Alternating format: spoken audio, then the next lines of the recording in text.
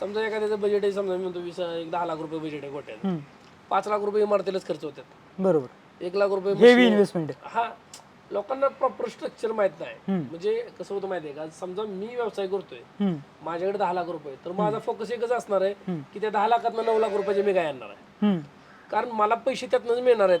बरोबर इमारतीतनं नाही काय भेटणार, इमारतीतनं झिरो म्हणजे त्यातनं इनपुट काय नाही मला. ही सगळ्यात महत्वाची गोष्ट. तुम्ही ताजं पैसे कमावता पाहिजे ते स्ट्रक्चर उभं करू शकता, पण लोक त्या गोष्टीकडे जातच नाही. ती फर्स्ट काय करतात, 10 लाखांना 5-6 लाख रुपये असं फालतू खर्च करतात. बरोबर इमारत करत्याल, मशिनरी घेत्याल, कोणाचं ऐकत्याल, कोण म्हणणार तुम्ही एवढ्या उंचीची दावण बांधा, कोण म्हणणार तसं. पण तुम्ही प्रॉपर 5-6 गोट्यांवर व्हिजिट देऊन व्यवस्थित स्ट्रक्चर ते डेव्हलप करून प्रॉपर मेजरमेंट घेऊन गोटा बांधा, असं करणारे लोक लय कमी आहेत. बरोबर आणि मग त्याच्यावर वेस्टेज खर्च झाला तर तो रिकवर होत नाही. बरोबर आणि त्यातनं काय होतं, आपण जी जनावर खरेदी केलं त्यातलं जर एखादं जनावर फेल गेलं, एखादं दगावलं, इन केस आजारी पडलं, काही प्रॉब्लेम झाला, तर मग तो लॉस कव्हर करता येत नाही.